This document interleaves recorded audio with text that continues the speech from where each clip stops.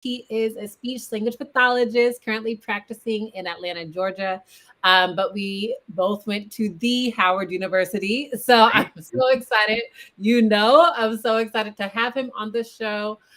Just a little bit about Darius. He is a visionary and trailblazer in the field of speech language pathology, whose innovative approach has revolutionized the way clients are evaluated and treated around the world. As the founder and chief executive officer of Dynamic Therapy, Darius has established himself as a global leader in the profession, renowned for his expertise, mentorship, and motivational speaking. As a subject matter expert in the LGBTQ plus space, Darius also consults with organizations and companies to ensure that they create inclusive and affirmative environments. He firmly believes in the power of diversity and is committed to promoting equality and social justice through his work. Darius, that is a fabulous mission that you truly uphold, just knowing you. Is there anything else that you would like to add about your background or just any other introduction? Yeah, so I'm Darius Thomas, as you noted. My middle name is LaRon. Love my middle name. Got it from my daddy. Nevertheless, I'm from Baton Rouge, Louisiana. I lived in Louisiana and then moved to DC when I was at the tender age of 18. Went to the Howard University. Ever so legendary. Was on the yard for 6 years, 4 years undergrad, 2 years with my master's program. And now I live in Atlanta, Georgia. I'm in Georgia Peach at this time. I'm sure that Georgia is very happy to have you. You still have that Southern energy, so I'm sure it was very easy to acclimate. For sure. I love it here. So, Darius, first of all, I want to say the reason why I brought you on the show today is just to talk to us about, you are a unicorn within a field of unicorns. So speech pathology is a unicorn field in and of itself. And then on top of that, you are a Black man, which is only 3.6% of Black people in the field. And you're also a male, which I do not know those statistics. So that's a lot. And then on top I'm gay. And you're gay. So that's a huge intersection approach. So I wanted to bring you on here because I'm sure that there are plenty of Black, gay, male speech language pathologists or aspiring speech language pathologists. And even if you are not part of those communities, there's just a lot to learn from you. So today I wanted to bring you on, ask you some questions on how we could be more culturally responsive, even just about your experiences. If there's anyone watching this who's interested in joining the field, because as we all know and always say, representation matters. So I'm so thankful that you came on the show to show yourself and how amazing you're being for us in the industry. No problem at all. I'm happy to be here. So let's get the questions going. I'm a very transparent person. So let's get into it. Well, let's start with your why. Why did you join the field and why do you keep doing what you're doing? Yeah, interesting enough, in Baton Rouge, Louisiana, they promoted that we become teachers, lawyers, potentially a doctor, or go work at the plant. My mom had a vision for me to be on TV because she felt like I had the personality for it. Coming to you live, we have Darius Thomas here on this wonderful podcast. She thought that I should be on TV. She wanted me to minor in dance at Howard University because I danced for Debbie Allen for a few years, but I decided that route was not for me. So when I went on the NABJ tour, the National Association of Black Journalists, I realized that I didn't have a passion for journalism. So I went back to Howard and said, hey, I need to switch my major. I spoke to some career counselors, talked to Dr. Harris, who recommended that I join this field. She's currently the chair at Howard University. She directed me down this path and I never looked back. So I became a licensed speech pathologist by way of Howard, by way of giving thanks to Dr. Harris. Thank you. Well, shout out to Dr. Harris, because I will say, Darius, we have a similar path. I went to Howard as broadcast journalism, and I looked at the scheme, realized it was nothing I wanted to do. And then Dr. Harris just so happy to come on her white horse, so to speak, and talk about speech language pathology. And yeah, so that's awesome. Shout out to Dr. Harris if you're listening to this. For sure. So what motivates you to continue then? What made you fall in love with the field ultimately? Yeah. So my motto or my goal in life is to make an impact in the life of one person every day.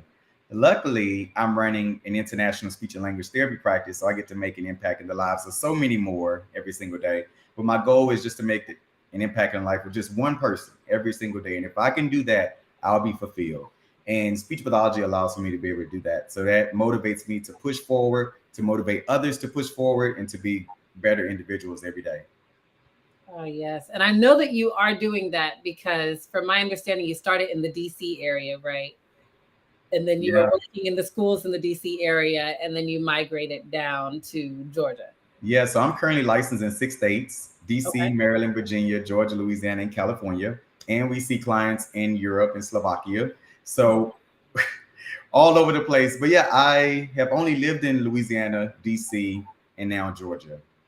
Okay. Okay. So could you tell us a little bit? This is kind of more or less off script, but could you tell us a little bit, just with your experience owning these several practices? I'm sure that you've encountered a lot of different aspiring speech pathologists, and clients and families. How would you say, just from your perspective, how we can approach intersectionality? I like it. Well, how would you define intersectionality? So the way I describe intersectionality is how we have different cultures. So myself, I am a Black woman. So there are experiences that I have as a Black person, and there's experiences that I have as a woman. And then when you tie that in as a Black woman, that's its own separate entity. And so just to pass it back to you, I know yourself, you're a Black gay man who's a speech language pathologist. That's its own entity, that you have your own experiences. And so I imagine, coming from your own experience, it helps you be a bit more compassionate to people from different cultural backgrounds. For sure. I appreciate that question. So I can take it so many different ways. One, I'll start off by saying that I highly agree with diversity. I think that it's important to be inclusive, one, and to have diversity amongst our teams, amongst our clients. So for example, my office manager is from the Philippines. She works remote and she comes in every day, 40 hours a week from the Philippines. She gets to bring in her cultural perspectives there. My team of speech pathologists is extremely diverse, between guys, girls, Caucasians, Blacks, you name it, right? People that speak different languages, people with different historical viewpoints. And then with our clients that we service, we have Asians, Blacks, whites, you name it. And I love bringing in different perspectives. Yesterday, I just asked the mother, can you tell me about your background and what that looks like for you when you're communicating? I asked her that question because one of my graduate clinicians was offended by the father, who was Russian, who was very direct and stern in his delivery. So I asked the mother, the father wasn't present at the time, I asked the mother to share about their cultural differences, how they communicate. I think it's important for us to seek understanding when we're engaging with people from different cultures, different backgrounds, etc., because it allows for us to better understand them. I appreciate you bringing up that story. I really do. That really actually touched home for me. So your business is called Dynamic Therapy. Yes. Can you tell us a little bit about the genesis of that and how you came up with the name Dynamic Therapy?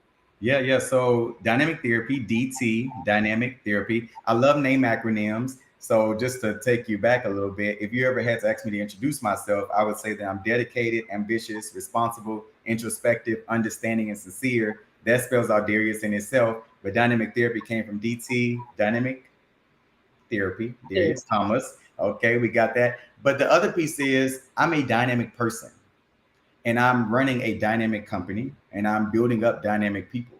I also have like training plans to help people to become dynamic clinicians, because my models and my systems, they work very well.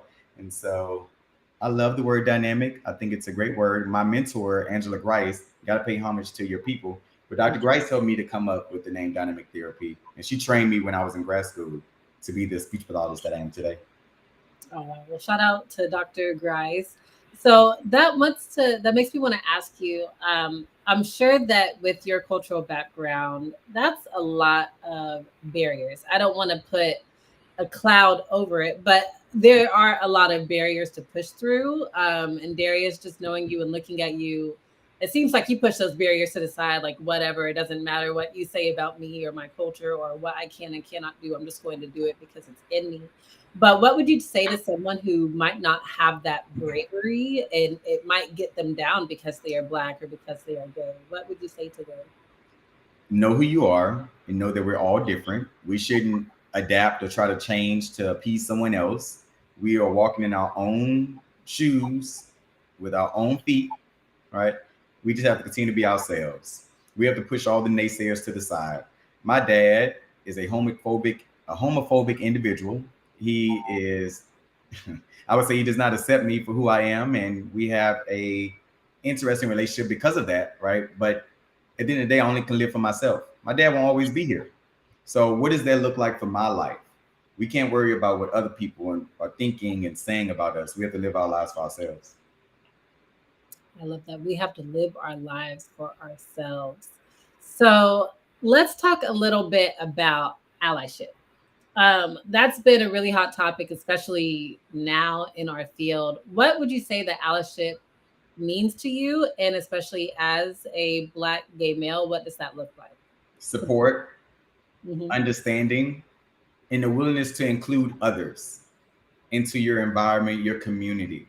Without support, we have nothing, right? It's you don't have to agree, but you can support in a way, right? You can stand with the LGBTQ plus community by way of using your pronouns on your Zoom platform or on social media. You can just rally behind those that you see that are suffering through various obstacles and situations. Okay. Doesn't mean that you have to always understand or agree with every single thing that they do, but you don't have to beat them down either. Mm-hmm. I really appreciate that element too of support and rallying behind, because I think that there is an element of being a bystander and not necessarily knowing how to support. It's like, okay, so right now there's a big, the anti-trans bill that's happening. And so people who are not trans, and there's just still a lot more education to be had about it, just have no idea how to support without even feeling performative. Mm-hmm. So how could you comfort people like that? I've had people come to me and say, I don't want to be performative, or I want to be as genuine as possible as I can, because I know that there's a lot of sensitivity around this culture. Yeah, How can we surpass that? that gives me chills just thinking about when we take ourselves out of the equation and consider others, and we go into situations with sincerity. People can read it, they can smell it, and they can see it. Mhm. As long as we're sincere about our intent and we're intentional, nothing else even matters, right? If you identify with someone using the wrong pronouns and they tell you, no, my pronouns are they, them, you have to say, oh, I'm so sorry about that. I understand. I'll use they, them going forward. Intent and sincerity is what matters. If you go in with that, you don't have to question yourself and the logic behind why you're doing things, as long as you're being sincere in your delivery and in your task and your mission. That's very real, and thank you for that. I wholeheartedly agree when it comes to allyship. It's just being sincere. If you know that you're sincere, a lot of people are traumatized and sensitive, so they might clap back, like, why is this person putting up this post as performative? But you're saying if this person knows that they are a true ally, if they know that they're being sincere, there's no need to be concerned. Yes. And people will know that you're walking the walk, right? It's not you're just putting up this flag today just because you want to be a part for that one day, right? People will be able to know if that's actually a part of who you are. Is that what you stand for? And there's no need to fake the funk. We don't have to post just to be posting. Right. Mhm. So that does bring me to a question, just kind of going over to the speech therapy and speech intervention aspect of it. I'm sure that you've encountered Black queer children, even as a school-based SLP. What has been your experience behind that, and how have you supported them? Yeah, so I would say to my Black kiddos that I come off to them as a father figure, a brother, an uncle. I treat my clients like family, and they also treat me like family. But my Black kids, it's a whole different type of bond that we end up building up in a different relationship. Sometimes they don't have fathers in their homes. Sometimes they don't have male role models. And so I become that for them outside of just being their speech pathologist. Hmm. Are there certain challenges? Because I'll just say right now, even for myself, I go and I research those challenges because I'm not a Black gay man. So I really do not know. And of course, I have Black male friends, but that's not enough. That's like saying, oh, I have Black friends, so I know everything what it's like to be Black. It's like, no, Yeah. you need, there's more research to be done. And so just from your perspective and your experience, are there any specific strategies, or even with the counseling aspect of our practice, that we can do to hold that safe space for them and to uplift them? Are there any strategies and things that we can implement to hold safe space for our Black boys and girls? Mm-hmm. Specifically Black queer boys and girls, yes. Got it. Mm-hmm. Got it. So nurturing them, asking them questions. When we see that our kiddos at a young age, they're coming out younger and younger. When we see that they're going through those transformative years, we don't have to try to pull it out of them, force it out of them, say, hey, I just think that you're gay. You just appear to be a gay boy. Like, you just come on and be out and Vogue, why don't you? Right? Like, we don't need to kind of feed into the societal norms of what we think and how people should express themselves. Something that I want us to consider during this conversation is the genderbread person. The genderbread person. We should consider assigned sex, expression, attraction, and gender identity. How people identify is most important because that's what pronouns are connected to. Pronouns shouldn't be connected to assigned sex because my assigned sex doesn't mean that's what I identify as. So pronouns, gender identity. How they express themselves, that goes with, like, you think of movement. That's not necessarily important for us. And who they're attracted to and who they're having sex with. That's none of that matters. In the education system, the only person who needs to know that is them. Okay. We should be connected with who people are, their gender identity. And we focus on that. We won't have to worry about the other things that's happening in their life, who they're sleeping with, who they're attracted to with, who they're attracted to, and how they express themselves. How they express themselves is up to them. And that doesn't mean because they're more fluid in their expression that they're gay. Mm-hmm. Okay. So I want us to consider the genderbread person, assigned sex, gender identity, expression, and attraction.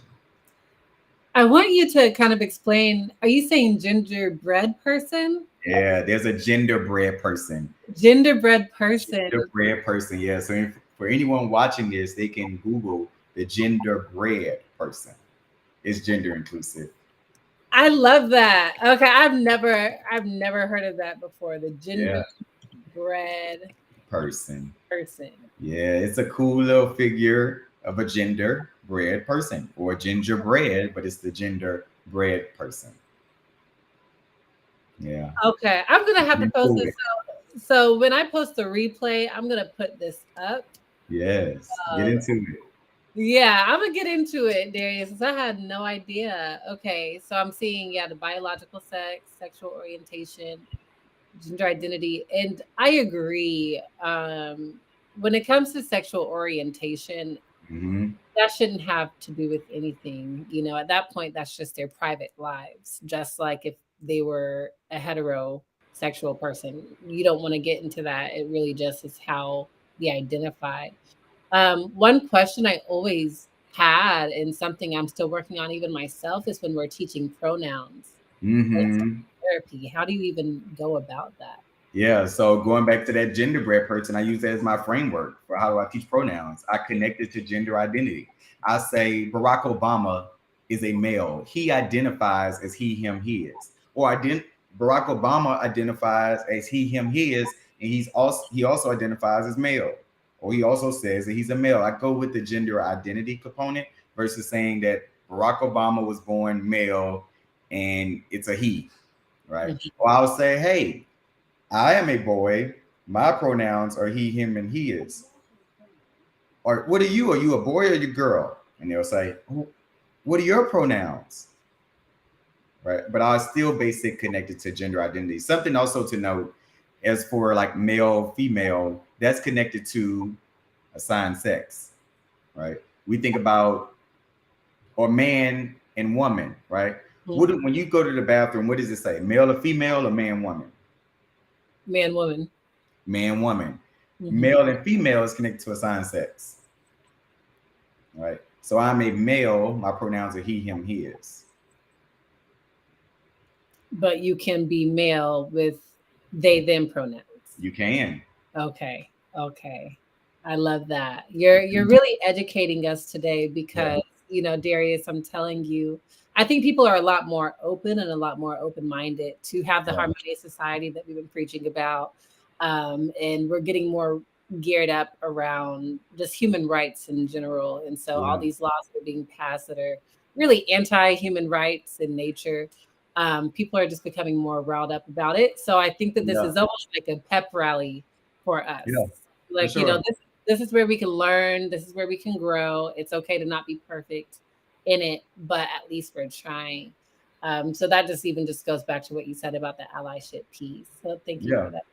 I'm No glad problem. you're Yeah, I hope everyone gets to take something away from that genderbread person and those 4 categories, and we really just consider gender identity and thinking about people are women and men, right, or gender queer versus male and females. It'll pivot us along the way.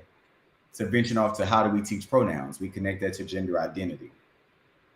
Okay, so that does bring me to my next question, because I know you do consulting, and I don't want you to be giving out a whole bunch of information for free. But, but what would you say that are some big questions or concerns with the organizations that that reach out to you? What are their biggest concerns when it comes to allyship and interacting with members of the LGBTQ community? Yeah, for sure. So I actually go on speaking circuits. I've had presentations with the U.S. Department of Justice, HUD. I've presented at conferences, etc. For sure. But people want their team members to be gender inclusive. They want to know how to create gender inclusive policies within their companies. So they need someone to come in that brings diversity, that comes from that respective background, that can actually share how to be inclusive in their environment. Doesn't mean that I'm the end all be all of knowledge, because we're all learning, we're all growing, right? I'm not trans. I have to speak to trans individuals to ask them, how should I include you more in this presentation? What things should people know about the trans community? People that are a part of the full LGBTQIA plus community, people that are pansexual, people that are two-spirit. How can I help celebrate and promote them when I'm doing these presentations? We all have to continue to seek knowledge. And that way, those that are learning from presenters can also, by way, hear from others, a part of the community. But they just want to be informed. They want to be knowledgeable. They want their teams to be knowledgeable. And they want to show that they avoid any lawsuits, because in some states, it's unlawful to do certain things pertaining to the LGBTQ plus community. You want to call those states out? Well, we're just not going to live in Florida, but that's all I'm gonna say about that one. That's too bad. But yeah, that's a conversation for another day. That's right. Well, Darius, thank you for coming. So there's a few questions I want to ask you before we go. The first question is, if there's any aspiring speech language pathologist who is Black, gay, or anyone from the LGBTQ plus community, what would you say to them? Just words of encouragement for them moving forward. Be yourself. You are more than enough, and you don't have to change yourself for anyone. We all have areas that need improvement.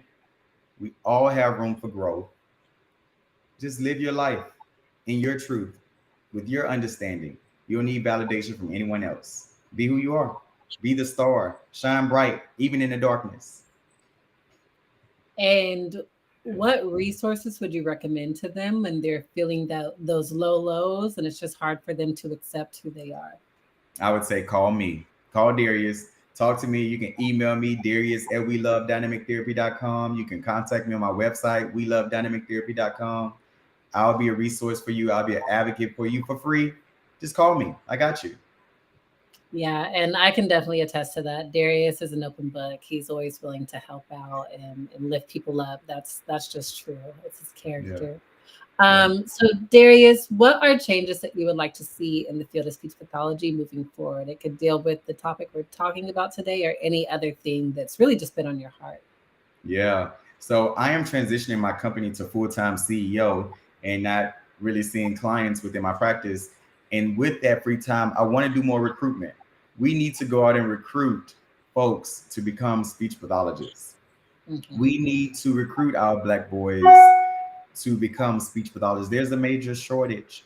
And so I want us to think about, how are we bringing other people into this field and not promoting that they maybe go be a lawyer or go be a teacher, but that they consider the industry of communication sciences and disorders. Yeah, I want to touch on that, because what's coming through my mind is AAE for the SLP. She had kind of like a poll on Instagram, and she was just like, well, with the state of the field, do you think that we should be going out and recruiting? And I said, yes, we honestly should, because I feel that it's the new generation that will help us. There's power in numbers, right? That's right. What did you say? Yeah, for sure. We can make some cool TikToks. I'm sure the kids Yeah. watching this. I don't have a TikTok, but I'm sure someone will watch it and we can create a new speech pathology dance. And they're like, oh, what's that? That's the speech pathology dance. Yes. Yes, he's just full of ideas, y'all. Just full of ideas. Well, thank you so much, Darius. And you let us know how we can contact you. So everyone watching the replay, I'll put the information down in the show notes. Yeah. Contact Darius. He is a sea of knowledge. Thank you so much for coming today. No problem. Thank you for having me. I'm so sad that it's over already. This was so much fun. You are a pleasure. I'm super proud of you. Keep being dynamic every single day. Thank you so much, Darius. All right, y'all. Well, I will see y'all next episode. Bye, fam.